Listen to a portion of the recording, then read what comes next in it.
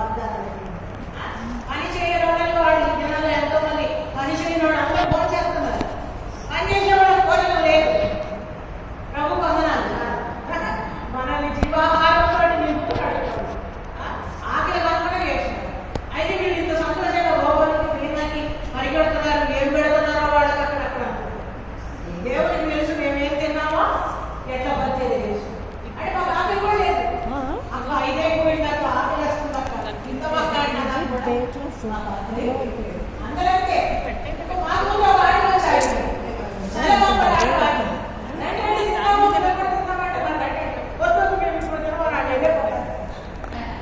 ప్రభు ఆకలి తప్పు లేకుండా రాసినటువంటి వాగ్దానాలు వాగ్దానాలు మన హృదయంలో చెరిగిపోకుండా గోడమే చెరిగిపోయి ఉండొచ్చు.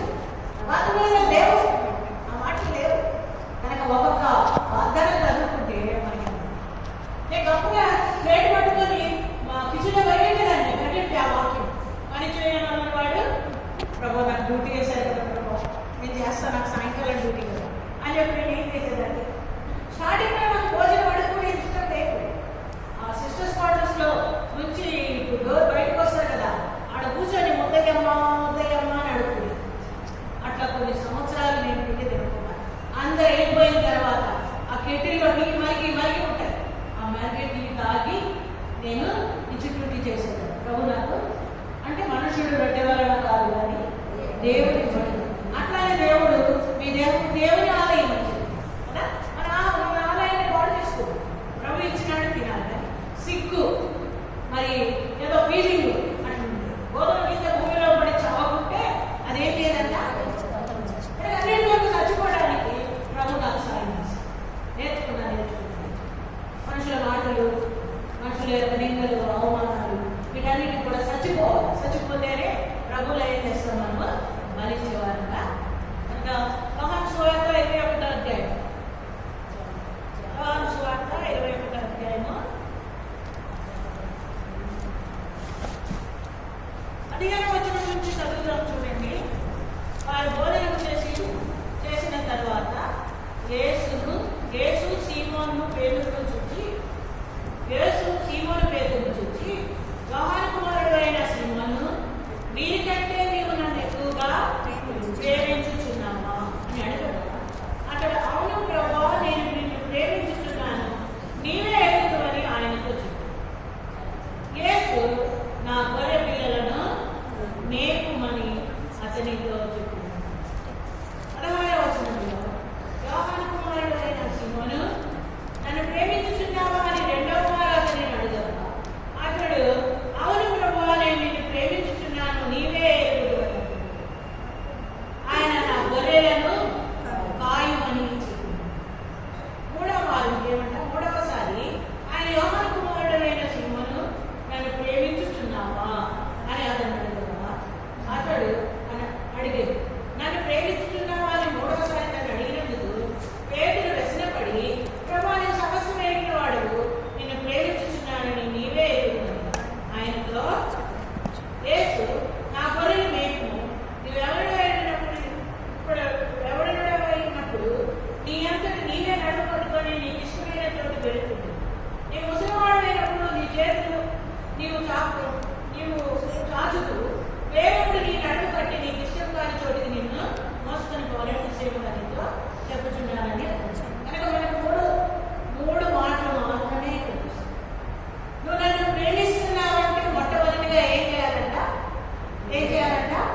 గొర్రె పిల్లలను మేపు.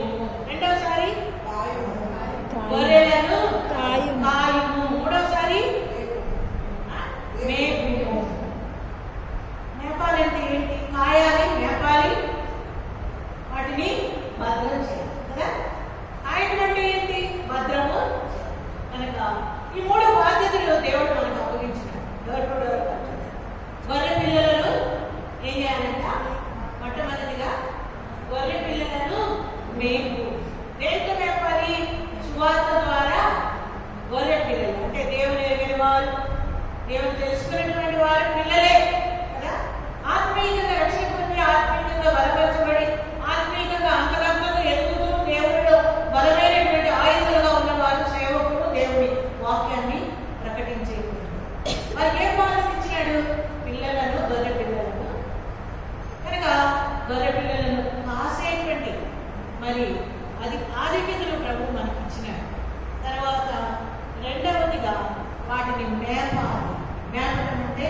జీవాహారం ద్వారా 2-3 మాటలతోనైనా వాటిని పోషించే వారంగా మనము ఉండాలి. దేవుని దగ్గరికి వారిని నడిపించే వారంగా ఉండాలి. తర్వాత మూడవది ఏం చెప్తున్నారంటే, మూడవసారి ఆయన ఏమన్నాడంట, ప్రభువా నీవే సమస్య అయినాడు, నేను నిన్ను ప్రేమిస్తున్నానని. అంటే మనం దేవుని వార్త ప్రకటించే సహోదరులమైన మనం అందరం కూడా ఇక్కడ ప్రభు మనకు ప్రశ్న ఇస్తున్నాడు, నువ్వు నన్ను ప్రేమిస్తుంటే గొర్రె పిల్లలను నేను, నన్ను నువ్వు ప్రేమిస్తుంటే గొర్రెలను, నన్ను నువ్వు ప్రేమిస్తుంటే ఏం చేయాలి కూడా నేను. ఈ 3 ప్రశ్నలు కూడా మరి సువార్త ప్రకటించేటువంటి సహోదరులమైన మనకి ప్రభు ఈ ఉదయకాలము మధ్యాహ్న కాలము మనం ప్రశ్నిస్తున్నాం, ప్రభువును ప్రేమిస్తున్నామా అంటే పుట్టిగా ప్రేమించేది కాదు, నోటితో ప్రేమించేది కాదు, ప్రార్థనకు వచ్చేది కాదు. ప్రభు స్వారూప్యము కలిగి, ప్రభు మనసు కలిగి, ప్రభు ప్రేమ కలిగి, ప్రభు యొక్క గుణలక్షణాలను కలిగి అప్పుడు ప్రభువును మనం ప్రేమిస్తూ మరి సువార్తను ప్రకటించేవారు. దేవుని ఆజ్ఞ ఏంటంటే నిన్ను అలే నీ పొరుగు వారిని ప్రేమించు. ప్రేమిస్తున్నామా? ఒక్కళ్ళే మనకి ఇష్టమైన వాళ్ళనే మనం ప్రేమిస్తున్నామా? మనకి ఎవరు అనుకూలంగా ఉంటున్నారు వాళ్ళనే ప్రేమిస్తాం, మనం వాళ్ళనే తగ్గిస్తాము. నిన్ను అలే నీ పొరుగు వారిని మాటల్లో ప్రేమించాలా, చేతల్లో ప్రేమించాలా, అన్ని విషయాల్లో కూడా మనము ఖండించేటప్పుడు ఖండించాలా, సరిచేసేటప్పుడు సరిచేయాలా, బుద్ధి చెప్పేటప్పుడు బుద్ధి చెప్పాలి. నేర్చుకునేవారు కూడా మరి కఠినంగా ఖండిస్తున్నారని మనం అనుకోకూడదు. కానీ ఏం చేయాలి? ప్రభు మనసు కలిగి అని మనం నేర్చుకునేవారుగా ఎవరు ఖండించినా, ఎవరు మనల్ని సరిచేసినా, ఎవరు మనకు బుద్ధి చెప్పినా మన మేలు కొరకే కదా. ఏం చేసినా ఎవరి కొరకంట? మన మేలు కొరకే. చూడండి, ఒక ఎదురు పోతా ఉందనుకో, ఫ్రీగా పోనీలే పాపం, ఇప్పుడైనా ఆ కాడి కిందకి వెళ్ళకముందు ఇక్కడ ఫ్రీగా జరగని అంటే నీ చేతికి అందకుండా దుక్కుతుంది. గమనించారా లేదు? దారి తప్పిపోదు, దుంకుతుంది, వెళ్ళే పోతుంది కదా. దానికి బుద్ధి చెప్పాలి అంటే ఈ యొక్క కాపరి కనుక నీకంటే పెద్దకున్నవాళ్ళు, సేవలు అనుభవం ఉన్నవాళ్ళు, తర్వాత ఆ మార్గాల వెంట పోయిన వాళ్ళు, అయ్యో నాకు వల్ల ఈ ముందు కూడా తప్పిపోతేమో అని భయపడి నిన్నేం చేస్తారు వాళ్ళు. ఒకవేళ బుద్ధి చెప్పకపోయామనుకోండి, ప్రభు ఏం చేస్తాడు? మనల్ని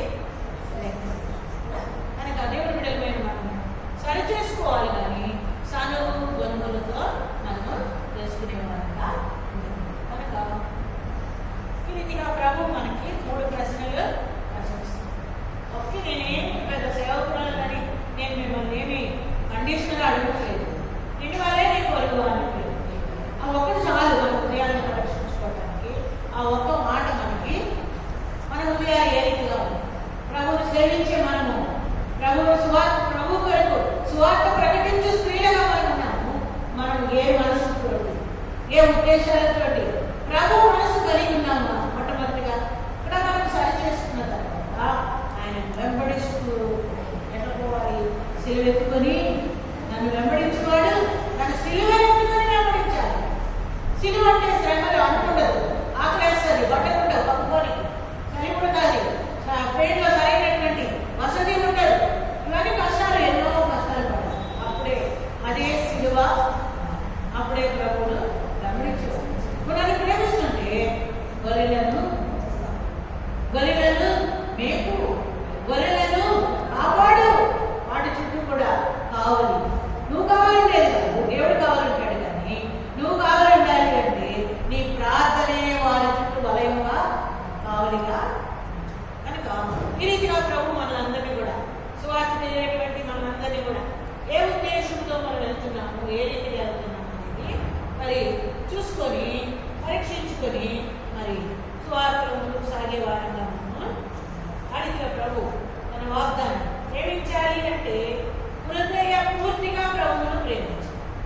కొన్ని విషయాల్లో కాదు, అన్ని విషయాలు ఒక రీతిగా ప్రేమిస్తున్నావో ప్రతి వారిని కూడా ఆ రీతిగానే ప్రేమించాలి.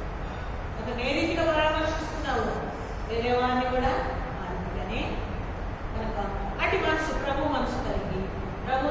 జీవించే వాళ్ళంగా మనకి ఈ సమయంలో కొన్ని వాక్యాన్ని చూసుకుంటాము. త్వరగానే ముగిస్తాను నేను. ఏం భయపడకండి, బాధపడకండి, త్వరగానే ఇంటికి వెళ్ళిపోతాము. మనకి సామెతలు చదువు మన సమయాలు 30వ అధ్యాయం. మన సమయాలు 30వ అధ్యాయం. మన సమయాలు 30వ అధ్యాయంలో 1 నుంచి 6 వచనాలు మార్చి చదువుతాను. లేకపోతే నేను ఒక్కదాన్ని చదువుతాను. చూడండి, మన సమయాలు 30వ అధ్యాయము 1 నుంచి 6 వచనాలు. దావీదును అతని జనులను 3వ దినమందు సిక్లగునకు వచ్చి అందులో అమాలేకీయులు దండెత్తి దక్షిణ దేశం మీద సిక్లగు మీదను పడి కొట్టి దానిని తగలబెట్టి వీళ్ళనేమి అల్పులనేమి అందులోనున్న ఆడువారందరినీ చెరపట్టుకొని చంపవారిని దావీదును అతని జనులను ప్రయాణకు వచ్చి అది జనులను పట్టణంకు వచ్చి అది కాచబడి ఉండేయో తమ భార్యలు కుమారులను కుమార్తెలను చెరలోనికి పోబడి ఉండేయో చూసి ఇక ఏడ్చుటకు శక్తి లేక పోవునంతగా బిగ్గరగా ఏడ్చిరి. యజ్రీయులైన అహీనోయాము కర్మేలీయులైన నాబాలు వారైన అబీగయైలు వారు దావీదు ఇద్దరి భార్యలను చెరలోనికి కొనిపోగా దావీదు మిక్కిలి దుఃఖపడెను. మరియు తమ తమ కుమారులను బట్టి కుమార్తెలను బట్టి జనులకందరికీ ప్రాణము విసిగినందున రాళ్ళు రూవి దావీదును చంపుదాము రండని వారు చెప్పుకొనగా దావీదు తన దేవుడైన యెహోవాను బట్టి ధైర్యము తెచ్చుకొనెను. మరి ఇక్కడ చూసేటువంటి భాగం ఏంటంటే దావీదు అతని జనులు 3వ దినాన సిక్లగునకు వచ్చింది. సిక్లగు వచ్చేటప్పటికి అక్కడ ఈ అమాలేకీయులు దండెత్తి వచ్చి వారి కుటుంబాలను వారి కలిగినంతటిని కూడా తీసుకుని మనం చాలా తెలిసినటువంటి వాక్యం. వెళ్ళిపోయిన తర్వాత దావీదు మరి అతని జనులు ఒక పట్టణానికి వచ్చి చూసినప్పుడు అక్కడ కాల్చబడి ఉండుట చూచి ఎట్లేడ్చారంటమ్మా, ఇక ఏడ్చుటకు శక్తి లేకపోవడంత బిగ్గరగా ఏడ్చారు. దుఃఖము అనేది ఎప్పుడు వస్తుంది మనకి ఎంతో బాధ, కష్టము, ఎంతో లేమి, లేకపోతే ఒక సావు, ఒక మరణము, లేకపోతే ఇతరులకు చెప్పుకోలేదు ఏదైనా మనకి సంభవిస్తే అప్పుడు ఇట్లాంటి దుఃఖము. ఇక్కడ దావీదు కూడా కష్టం వచ్చింది, భయంకరమైనటువంటి బాధ. ఏంటి చెప్పుకోలేడు. ఆ పరిస్థితి చూసి అదంతా కాల్చబడి తగలపోయి పడిపోయినటువంటి అంతా చూసి ఏమైపోయింది, నాకేమీ లేదు, ఖాళీ నిస్సహాయ స్థితి. కనుక ఇప్పుడు ఏం చేస్తున్నాడు? ఇప్పుడు గట్టిగా శక్తి లేనంత బిగ్గరగా ఏడ్చినాడు, చెప్పుకోలేనంత బిగ్గరగా ఏడ్చినాడు. కనుక ఇక్కడ 2 రకాల ఏడుపు మనం చూస్తున్నాం. ఒకటి ఏంటంట, శక్తి లేకపోవనంత బిగ్గరగా ఏడ్చినాడు. రెండోదేంటి, మిక్కిలి దుఃఖపడ్డాడంట. చూడండి, మిక్కిలి దుఃఖం. కనుక ఇట్లాంటి దుఃఖం వస్తేనే కొన్ని ఆత్మలు దేవుని దగ్గరికి, ఇట్లాంటి దుఃఖం లేకపోతే అది పొడి ప్రార్థనగానే ఉంటుంది. కనుక ఆత్మలు మనము ఎప్పుడో రక్షించాలి, ఎప్పుడో. కనుక ఆ రీతిగా కాదు, కానీ మనం కూడా దేవుడు వాక్యంలో రాయబడినట్టుగా అక్కడ సువార్తలో రాయబడిన మాట ఏంటంటే దైవ చిత్తానుసారమైన దుఃఖమా రక్షణాత్మకమైనటువంటి మారు మనసును కలుగుతుంది. అంటే మనం తెచ్చి పెట్టుకుంటే దుఃఖం రాదండి. అది ఏడవదని ప్రయత్నం చేసి రాదు. అది ఎక్కడి నుంచి రావాలి? ఆంతరంగములలో నుంచి. మనం ఏం చేస్తారంటే ఎవరైనా చచ్చిపోతే ఏడ్చేవాడు, లేకపోతే పిచ్చుకోస్తారు. అది మనకైతే దుఃఖం రాదు, కానీ ఆళ్ళకైతే దుఃఖం ఉంటుంది. రాత్రి అంతా ఏడుస్తారు. ఒకసారి మా ఇంటి పక్కన ఎక్కడో సంఘంలో ఇంటి పక్కనే చచ్చిపోయారు. వాళ్ళు ఎవరు ఏడ్చేవాళ్ళు లేరు, దాని కాలేసుకుంటున్నారు. కానీ ఏడ్చేవాళ్ళు కావాలి, వచ్చేవాళ్ళు అంతా నిద్రపోతారు కదా అని ఏం చేసినారు? ఏడ్చేవాళ్ళు తీసుకొచ్చారు. ఇక వాళ్ళు బొల్లు ఏడుస్తుంటే ఆ ఇంట్లో వదిలిపోయేట్టు ఏడుపు ద్వారా ఒక పాపి ఆత్మ దేవుని దైవ చిత్తానుసారం దుఃఖము మనకి తెచ్చిపెట్టుకున్న దుఃఖం ద్వారా మనం ఏమాత్రం కూడా దేవుని దగ్గరికి ఆత్మను నడిపించాలి. ఇక శక్తి లేదు, నాలో ఏ శక్తి లేదు, ఆయన ఏడ్చి ఏడ్చి ఏడ్చి ఏడ్చి సొమ్మసిల్లిపోతారు. అటువంటి ప్రార్థన వెంటనే ఆత్మలో వచ్చి మీ దగ్గర నిలబడతారు. దేవుని అంగీకరించినట్టు కనుక మనం నేర్చుకోవాల్సింది ఏంటంటే అటువంటి దైవ చిత్తానుసారమైన దుఃఖం మనకి. అందుకే నన్ను ప్రేమిస్తుంటే ఏం చేస్తావు? ఆత్మల విషయం పట్టింపు, భారం, వేదన నీకు అవసరం. కనుక ఆ రీతిగా ప్రభు సన్నిధిలో మోకాళ్ళను మనం నలుపుకున్నామంటే, దైవజనుడు మరి భక్సింగ్ గారు తన మోకాళ్ళను పగలగొట్టుకున్నాడు కాబట్టి ఇన్ని సంఘాలు ఏర్పరచారు. ఇంతమంది ఇక్కడే కాదు, భారతదేశం అంతా కూడా ఎన్నో సంఘాలు ఆయన ద్వారా. కనుక సహోదరులమైన మనము న్యూ జెరూసలేంలో ఉన్నటువంటి సహోదరులమైన మనము ఏం చేయాలమ్మా? ఏదో మంగళవారం వస్తున్నారంటే ఏదో ఒక పట్టు కోదో పట్టు అన్నట్టుగా కొన్ని సంవత్సరాలుగా నేను ఇక్కడ ఉంటున్నాను. పాత సంఘం కనుక దేవుని కొరకు మీరు ఏం చేయాలి? మీ మోకాళ్ళను నలుపుకోవాలి. నేను అన్నట్టు సౌకర్యం కూర్చోబెట్టుకోవాలి. డాక్టర్ కూర్చోవద్దు, అప్పుడప్పుడు కూర్చుంటారు కదా.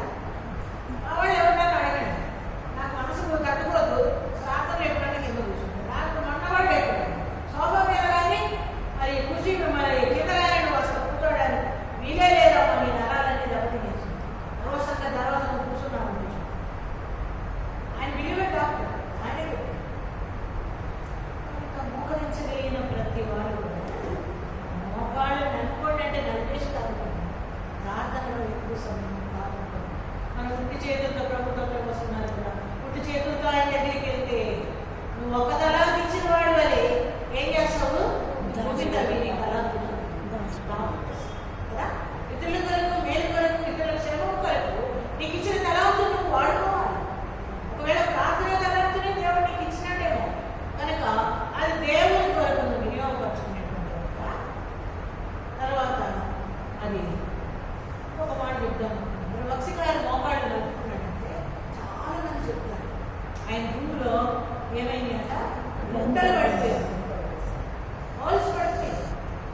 అందరూ ఇది చూస్తున్నారు. నేను కూడా వాళ్ళు కూడా పోయి చూసొచ్చు కదా. అంటే ఎంత ప్రార్థన చేశాడో చూడండి. ఆయన ఎముకలు అరిగిపోయినాయేమో మనకైతే తెలియదు. ఎంత ప్రార్థన చేశాడు కదా. ఆ గట్టి సిమెంటే లోపల పోయిందంటే ఎంత విచిత్రం, ఎంత గొప్ప ప్రార్థన చేశాడు ఆయన కదా. సరే, అది కనుక అటువంటి ప్రార్థన ఇక్కడ దావీదుకి కష్టం వచ్చింది. దావీదు ఏం చేసినాడంటే మనుషుల వైపు చూడలేదు, పరిస్థితుల వైపు చూడలేదు, కానీ ఒక్కటే ఒకటి చేసినాడు. ఏంటంటే ఇక్కడ ఏమనుకుంటున్నారంట, ఏడ్చుకుంటేనే కూర్చుంటాడేమో ఈయన, ప్రాణం పెట్టి కొడతాం పట్టండి. ఇక్కడ అంతా మొదలైతే ఇది ఏడ్చుకుంటే కూర్చోండి, ఈయన మనం పట్టించుకునేటట్లేడు, మళ్ళీ ఈయన రాళ్ళు వేసుకోవడామని బయలుదేరాడు. అప్పుడు వెంటనే ఏం చేసినాడంట, అయ్యా బాబు కొట్టకండి ఆయన, ఈ వైపు ఈ మాట వెంటనే ఆయన అనలేదంట. ఎవరిని ఆశ్రయించాడు? దావీదు తన దేవుడైన యెహోవాను బట్టి ధైర్యం తెచ్చుకున్నాడు. ఎవరిని బట్టి ధైర్యం తెచ్చుకున్నాడు? దేవుడిని బట్టి. అరే మీరు ఈ గుంపు అంతా నా వైపు ఉన్నారు, నా బలం ఉన్నారు, మనం ఇంకేం లేదు, ఎవరినైనా చేస్తాడు. గుంపు ఇది నాలో గుంపులు ఉంటే వాళ్ళు వలుపుంటే ధైర్యం కదా. దావీదు ఏం చేసినాడు? యెహోవాను బట్టి ధైర్యం తెచ్చుకున్నాడు. ఇది మొట్టమొదటిది. ఎక్కువ మంది చూడము కనుక కొద్దిగా చూసుకుంటారు, 2-3 సంగతులు చూసుకొని పని చేస్తారు. తర్వాత యెహోవాను బట్టి ధైర్యము తెచ్చుకున్నాడు. రెండవదిగా చూడండి 8వ వచనంలో, యెహోవా యొద్ద 8వ వచనంలో, నేను ఈ గడ్డను జరిగినట్లా దాన్ని కలుసుకుంటున్నానని యెహోవా విచారణ చేయగా యెహోవా కరువు నిశ్చయమని వారిని కలుసుకుందని తప్పక నీ వారిని తప్పించుకుందని సెలవిచ్చింది. రెండవదిగా ఏం చేసినాడు? మొట్టమొదటిగా దేవుడిని బట్టి ధైర్యం నిందల్లో, అవమానాల్లో, శ్రమల్లో, బాధల్లో, అడ్డు ఆటంకాలన్నింటిలో కూడా ఎవరిని బట్టి ధైర్యం తెచ్చుకోవాలి? దేవుడు మన పక్షాన కదా, మనకి వీరాలు ఎవరు కూడా. మరి రెండవదిగా ఏం చేయాలి? మనము విచారణ చేయాలి. దేవుడి దగ్గర అడగాల. అబ్బా, ఈ పనికి వెళ్తున్నా పోతా, ఇక్కడికి వెళ్తున్నా పోతా. నన్ను ఇద్దరు శిష్యులు మన రాత్రి నుంచి సువార్త రావాలి, నెమ్మది లేకపోయింది. నాకు నా ఆరోగ్యాన్ని చూసుకుంటున్నా, నా పరిస్థితి చూసుకుంటున్నా. నేను రాలిపోయి అంటున్నా, అంటే లేదు రావాలంటున్నా. అయితే నేను ప్రతిసారి కూడా ప్రార్థన చేసి చెప్తాను, దేవుడు వెళ్ళు అంటే కనుక. మరి నేను చెప్పిన రేపు రాత్రికి చెప్తానండి. రాత్రికి మళ్ళీ ఫోన్ చేశాను. రాత్రికి ఫోన్ చేసి మళ్ళీ ఏం చేసిన నేను రేపు పొద్దున్న చెప్తాను. ఆత్మ ఒకటే ఉందరా, వీళ్ళకి కూడా జవాబు. మీ చిత్తమైతే మరి అన్న వస్తారు, కార్యక్రమం రాత్రికి వస్తారు. ఆయన అడిగితే వద్దు అన్నాను. అని సరే వచ్చినాక నేను కావాలి వేసుకోవాలి, 2 రోజులు వెళ్ళాలంటున్నాను. పరిచయం ఉంటే ఒకసారి పరిచయం లేకపోతే లేదా సరే, ఇది దేవుడు చిత్తగా పొద్దున్న చెప్తానన్నా కదా. ఇంకా 8 గంటలకు ప్రార్థన చేస్తాను. ప్రార్థన చేస్తే టీ కాసుకుంటుంటే ఆ కిటికీ కట్టి క్యాలెండర్ వాక్యాలు అందించుకుంటాను. అక్కడ ఒక వాక్యం మీద రాయించుకోండి. నువ్వు ధైర్యం తెచ్చుకుని బలము పొంది ముందుకు సాగు. ఇక ఇంకొకసారి మాట్లాడి కిందకి చూస్తాను. నువ్వు పని పూనుకోను. ఇంకా నాకేమో మాట్లాడేస్తాను, ఇదేం మాట్లాడు. 9 గంటల వాళ్ళకి ఫోన్ చేస్తాను. దేవుని యొక్క విచారణ చేస్తే ఏంటంట తప్పకుండా మనకి. అందుకే 34వ కీర్తనలు ఏముందంట? దావీదు మహారాజు అబీమెలెకు ఎదుట వెర్రివాడి వలెగా ప్రవర్తించిన సందర్భంలో అక్కడ రాసినాడు కీర్తన, 34వ కీర్తన. ఏముందో చూడండి. నేను యెహోవా యొద్ద విచారణ చేయగా ఆయన నాకు కలిగిన భయములన్నిటి నుండి ఆయన నన్ను ఏం చేసినాడంట? తప్పించినాడు. కనుక మనం యెహోవా యొక్క విచారణ చేస్తే యెహోవా తప్పకుండా మన భయాలన్నింటినీ కూడా తప్పించేవాడుగా ఉంటాడు. ఏవైనా సరే ప్రభువు యొక్క మాత్రం విచారణ చేయాలి. ఇది రెండో మన గుణం. ఆయన మొట్టమొదటిగా ధైర్యం తెచ్చుకున్నాడు దేవుడిని బట్టి. రెండవదిగా దావీదు యెహోవా యొక్క విచారణ చేస్తున్నాడు. అప్పుడు దేవుడు ఏం చెప్పాడు? పోయా బిడ్డ పో, ఈ వారిని నువ్వు దక్కించుకుంటావు పో అని. మూడోదిగా ఏం చేసినాడు? బిడ్డ చెప్పాడు, వాక్యం చేసుకుంటాడు. మూడోది ఏం చేసినాడు? 11వ వచనం. ఇంకా బయలుదేరినాడు. బయలుదేరిన తర్వాత 11వ వచనంలో పొలంలో ఒక ఐగుప్తీయుడు కనబడెను. వారు దావీదునద్దకు వారిని తోడుకొని వచ్చి, వాడు 3 రాత్రి పగళ్ళు అన్నమేమీ పుచ్చుకోలేదు లేదని తెలుసుకుని వానికి భోజనం పెట్టి దాహమిచ్చి అంజూరి పడగలోని ముక్కను 2 ద్రాక్ష గెలలను వానికి ఇచ్చింది. దేవుని వాక్యం ఒకటి గుర్తుకొస్తుంది. ఏంటంటే నువ్వు ఏం చేయాలంటే, మనం దేవుడి బిడ్డలో ఏం చేయాలి? మన శత్రువు ఆకలి కొని ఉంటే ఆయనకి ఏం చెప్పాలంటే, ఎట్లా చేయాలంట? ఆహారము పెట్టాలి. మన శత్రువు ఆకలి కొంటే ఆహారం పెట్టాలి. ఇక్కడ శత్రువు చేతికి చిక్కాడు, 3 రోజుల నుంచి ఆహారం లేదంట. మరి దావీదు ఏమన్నా రే వాడు ఒక ముగ్గులు వేసి వాడు చేతి కట్టిండ్రా, మన శత్రువు దొరికాడు. వాడు నిజం చెప్పేదా వాడు వదలమాట అనాల్సింది. కానీ దావీదు మనసు దేవుని మనసు, జాలి, ప్రేమ, దీర్ఘశాంతం, దయాళుత్వం, సమాధానం మనసుతో ఏమన్నాడు? వాడికి తృప్తిగా భోజనం పెట్టాడు. వాడికి నిండా పెట్టండి, ద్రాక్ష పండు ఇవ్వండి, అన్ని ఇవ్వండి. నేనే ఇది ఏం చేద్దంటే ఫంక్షన్ వేసుకుంటే ఫంక్షన్ మన మనసు ఏంటి? మానవ. దావీదు మనసు ఏంటి? ధారాళమైన మనసు. దేవుని బిడ్డల యొక్క మనసు ధారాళం ఉండాలి. ఎప్పుడు సంకుచితంగా ఉండకూడదు. ఎప్పుడు నాకే నాదే నాదే నాదే అట్లా. ఇతరుల అక్కర్లలో, పరిశుద్ధుల యొక్క అక్కర్లో పాల్గొనే వారంగా మనము ఉండాలి. గలతీయులకు రాసిన పత్రిక విశేషముగా క్రైస్తవులకు చేరిన వారి ఎడల ఏం చేద్దాము? క్రైస్తవులకు చెందిన వారి ఎడల మేలు చెందుతాము. ఎట్లా చేస్తాము? కింద వచనంలో గలతీయులకు రాసిన పత్రిక 6వ అధ్యాయంలో ఏం పడ్డది? మీరు అలయక మేలు చేసి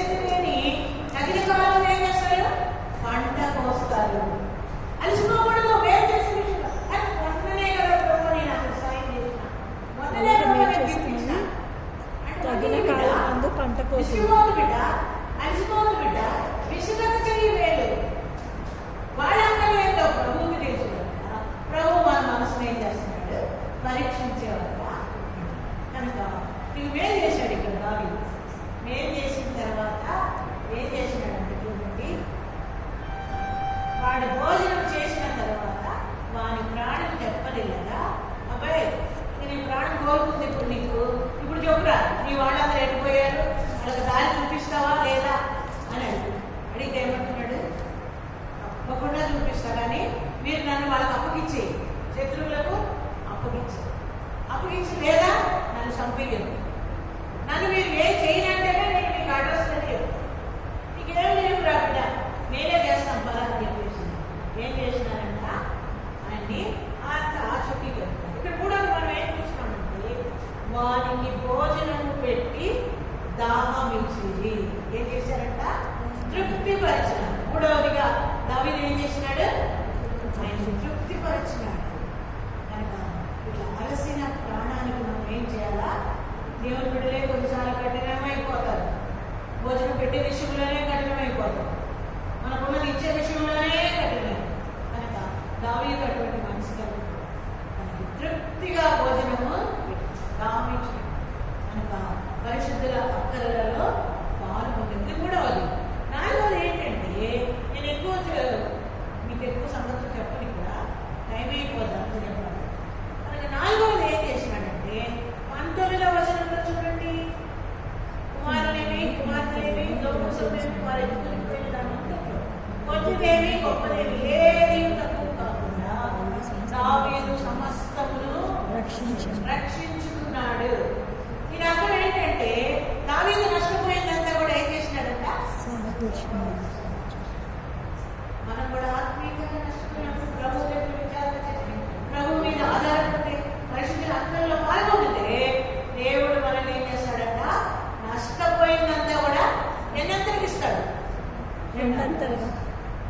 డిసెంబర్లో నేను ఆంధ్ర వెళ్తా, మా అన్నోళ్ళ ఇంటికి వెళ్తా, బాగా సంతోషం, హ్యాపీగా వెళ్ళిపోతున్నాను. మా రంగులేమో ఎక్కడ జంగారెడ్డిగూడెం బాప్తీసాలకి వెళ్ళినారు, నువ్వు వెళ్ళిపో, నువ్వు బస్సు ఎక్కి వెళ్ళిపోవాలి. బస్ స్టాండ్కి వెళ్ళినా అమ్మో ఏదో పెద్ద బస్సులో కూడా ఇది చాలా పెద్ద బస్సు, అమ్మో ఈ వేరే బస్సు ఎక్కేస్తే ఇందిరా బస్సు కదా, ఈ ఇందిరా బస్సు ఎక్కేసిన మంచి దగ్గర కూర్చున్న తర్వాత ఏమైందంటే ఆడొచ్చి టికెట్ పైసలు ఎంత 2,000 2,000 అది మరి వేరే ఆర్డినరీలో పోతే బాగుంటుందని నడుగులో పెట్టుకుంది. సరే వెళ్ళిపోయినాక దిగిపోయిన విజయవాడ టైంకి దిగిపోయినా ఇంకో బస్సు ఎక్కాలి ఏపూరు కూడా. మన వాడు అందరూ వచ్చారు. ఆ ఏపూరుకి వెళ్ళాలంటే వేరే బస్సు ఎక్కాలి. ఇక ఒక కూలీవాడు వచ్చాక అమ్మమ్మ ఈ వాడు నువ్వు చాలా బరువులు వస్తున్నావు, నేను పడుకుంటా, ఈ బ్యాగులు అవే దాన్ని చేతుల్లో సరిచూపి ఇది ఉంది అన్నది నేను వస్తాను, కొద్దిగా 50 రూపాయలు ఇవ్వు. సరే అంట. టీ షాప్ కనపడగానే టీ తాగమ్మా నువ్వు, నేను బస్సులో పెట్టేస్తాను. సరే టీ తాగినా పోయి బస్సులో పెట్టేసి ఆ బస్సులో వాడు పెట్టిన కాడికి 50 రూపాయలు ఇచ్చి నేను ఎక్కినా డ్రైవర్ అన్నాడు, ఇప్పుడు పోదమ్మా అడ్డపడి తినండి ఇప్పుడు పోదు రిపేర్ ఉందని అంటే, అయ్యా కూర్చుంటాం అయ్యా అంటే కూర్చోవద్దమ్మా మీరు బతుకుతానే ఉంటారు అందరూ, బస్సు పోవడం లేదని దిగండి. దిగిపోయినా స్పీడ్గా ఈ లగేజ్ ఉంది ఈ చేతిలో, ఆడే తీసుకోపోయి ఆ పైన పెట్టాడు పెద్ద సమస్తం అందులో. ఇక్కడ చూసాకి యోగులు అని రాజు వారు ఆ బస్సు లేనట్టుంది కదా అని చూసి ఇక్కడ దిగాలి బస్సు మొత్తం నా వేగం మెచ్చుకోలేదు. షియాలు లేక ఒక 10 షియాలు దాకా మంచి అంటే ఎప్పుడన్నా ఉంటే సువార్తకి వెళ్తే సేవకి వెళ్తే నెల షియాలే కట్టాలి కదా. కొంచెం నాకు కూడా దేవుడి శ్రీ ఉన్నాయి కదా, అవి కూడా కట్టుకున్నాను. మా వాళ్ళు కూడా బట్టలు కొన్నాను, ఆయన్ని శుభ్రం అయిపోయింది మొత్తం. ఇక అల్లడి ఒక్కటే ఉంది. ఎంక్వైరీ చేసిన రాత్రి 2 గంటల దాకా ఇప్పుడు దాకా ఎందుకు వాడు చెప్తున్నాడంటే దానికంటే నేను పోగొట్టు వాడికంటే ఎక్కువ దేవుడు ఒక నెలలోనే ఇది చెప్పచ్చు. దావీదు తను నష్టపోయిందంతా కూడా ఆత్మీయంగా సమకూర్చుకున్నాడు, శరీరంగా కూడా ఆదిత్యగానే ప్రభు. నేను కూడా అదే డిసెంబర్లోనే నేను ఎప్పుడు సువార్తకి వెళ్ళాలి 2 సార్లు నన్ను అడిగిన, అదే డిసెంబర్లో నన్ను సువార్త వరకు సిస్టర్ బలవంతం చేసినాడు. నేను సువార్త కాపాడని కూడా దేవుడు ఆత్మీయమైనటువంటి దాన్ని నేను తిరిగి నా సంపాదించాను. వెళ్ళబోతే పోయింది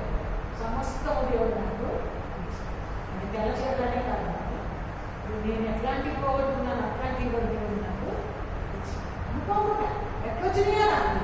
అందుకే ఇప్పుడు 4 మనం ఏం చూస్తున్నామంటే దావీదు నష్టపోయినంతా కూడా తిరిగి 4 సంగతులు చూస్తున్నాం. ఏంటా 4 సంగతులు? సుశీల సిస్టర్ చెప్పండి. ఏంటి సిస్టర్? 4 సంగతులు మనం చూసినాం. ఏంటది అక్క?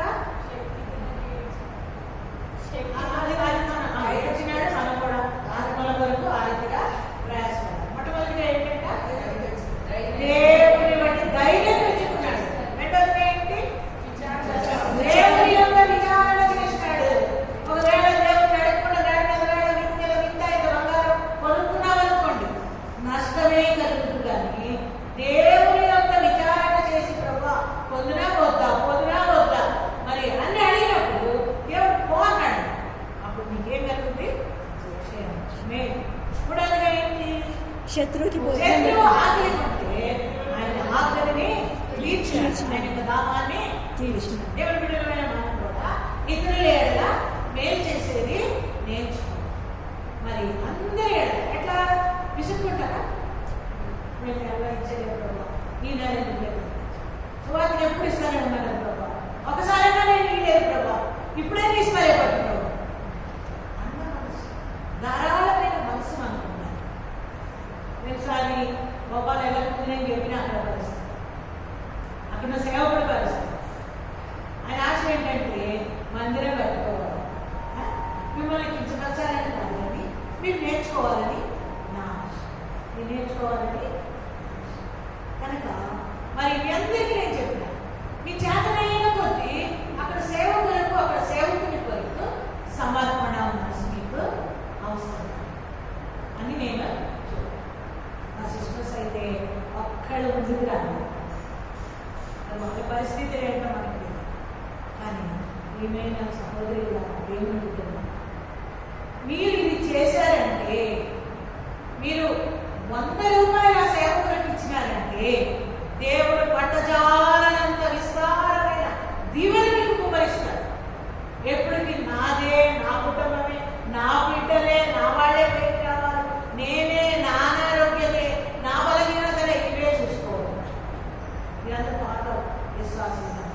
నేను దేవుడు నాకు భారం ఇచ్చినట్టుగా నేను చెప్తాను. మీరేం వేలు ఇవ్వమంటున్నాను.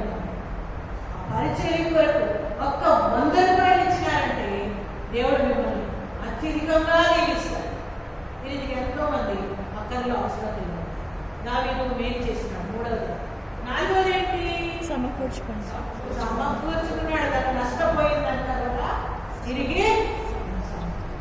కొంతమంది ఏం చేస్తారంటే, అయ్యో నా పట్టు చీర ఇచ్చేసినే, అంత 1,000 పెట్టి కొనుక్కుంటున్నా, ఇచ్చాక బాధపడు.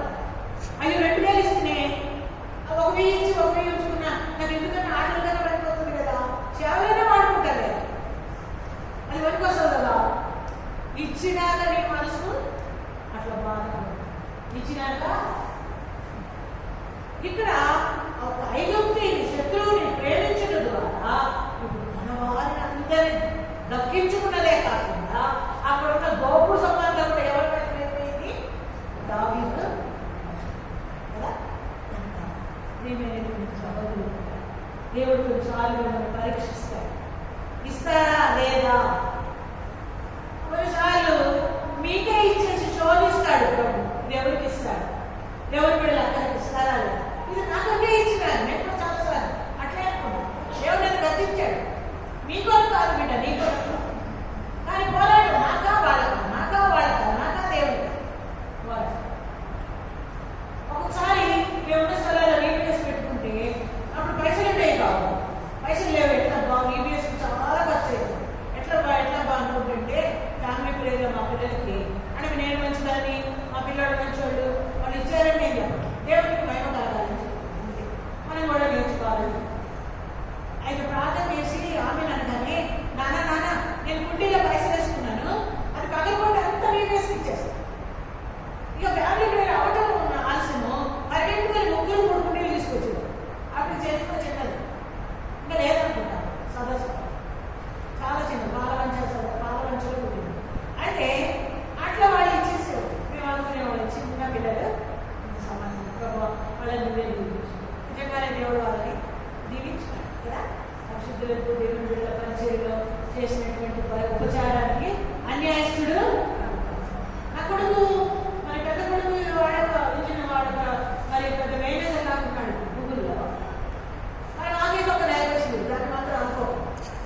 చేస్తారంటే కంపోజ్ కనుక వాళ్ళ వాళ్ళు ఉన్నారు.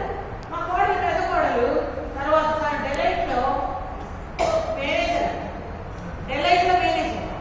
కానీ ఆ మమ్మల్ని ఏమో పిలుస్తుంది, పరామర్శిస్తుంది అనుకోండి. ఆమె ఏం మాకు మాకు మాట్లాడుతూ వస్తుంది. వెళ్తే 2 రోజులు గ్లాస్ నీళ్ళు ఇస్తుంది, అన్నం పెట్టుకుంది. అంటే 3వ రోజు నుంచి అయిపోయారు. కనుక 3వ కొడుకు 2వ కొడుకు వాడు సంగతి మీకు తెలుసుకోవాలి. ఇప్పుడు వాడే మమ్మల్ని పోషిస్తున్నాడు. మాకు మనసుకు వచ్చి ఇదైపోయి బాధ అయిపోయి ఒక 2 నెలలకే జీతం అంతా కంపెనీ వాళ్ళకి ఇచ్చేసి వస్తూ ఉండేవాడు. ఎంఎన్సీ కంపెనీలో చేసి తర్వాత దేవుడు వాడితో మాట్లాడినాడు.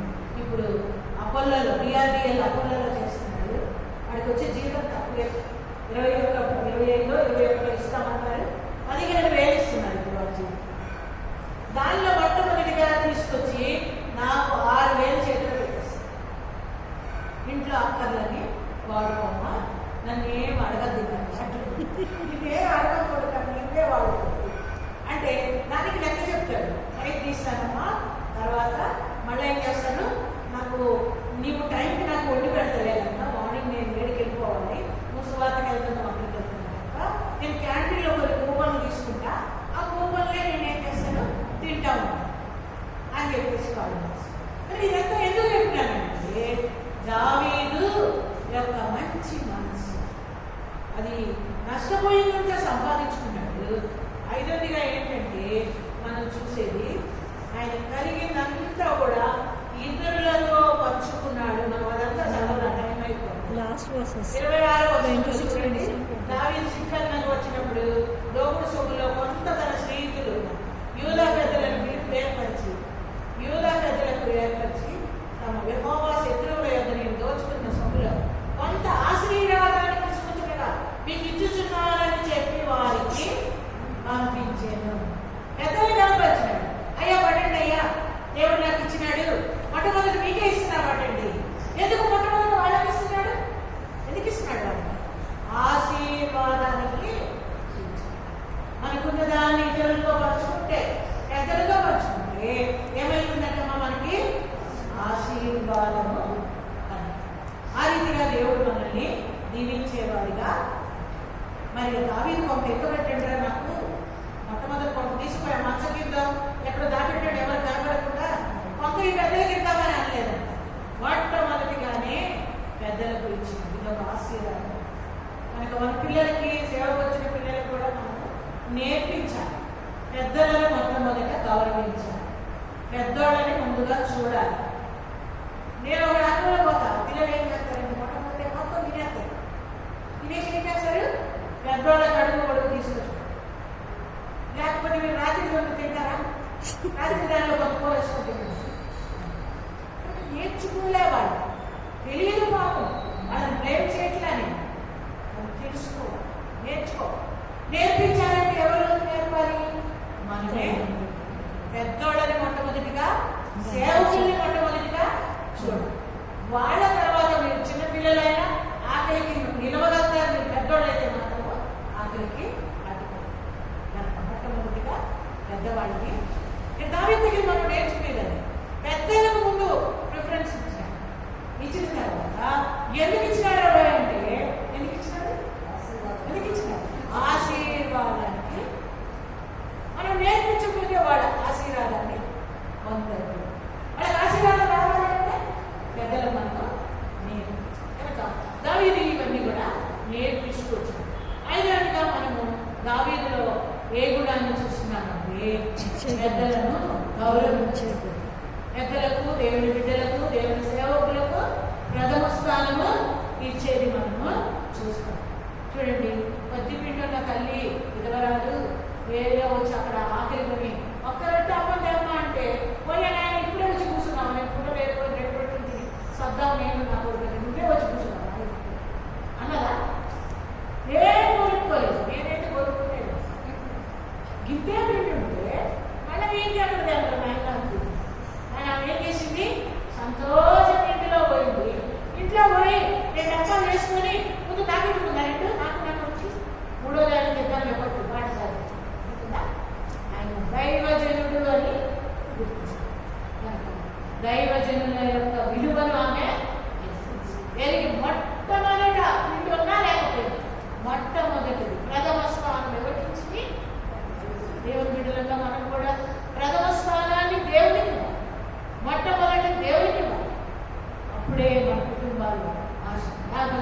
వెంకటేశ్వర బొమ్మలే అంటే ఆడే పడి ఉన్నాను. ఆశీర్వాదం లేదు, పేరు లేదు, ఏం లేదు. ఇట్లే డబ్బులతో రాత్రాల షుగర్తో బీపీతో నెలతో అనారోగ్యంతో ఉండిపో. అట్లా ప్రభుత్వంతో మాట్లాడుతుంది. మనం సరి చేసుకుంటున్నాం. దానిలో ఉన్నటువంటి శ్రేష్టమైన మంచి లక్షణాలను చూస్తాం. దేవుడు మరి ఈ యొక్క దావీదు యొక్క లక్షణాలు మనం ఎరిగిన వారిని మనం కూడా నేర్చుకున్నాం. ఇప్పుడు దావీదు గురించి దేవుడు వాక్యంలో ఏం చెప్పబడుతున్నామా? నా హృదయానుసారుడైన నా హృదయానుసారుడు. మరి వాక్యం ప్రార్థన భయం ఉంటుంది కదా. అక్కడిక్కడ అవుతుంది పాప, అక్కడ ఎందుకు ఇక్కడ అందరితో మాట్లాడుతుంది. ఆత్మీయంగా మాత్రం ప్రార్థన అక్కడ చెప్పండి. దావీదు ఎవరంటమ్మా? అబ్రహాం ఎవరంటమ్మా? స్నేహితుడు కదా.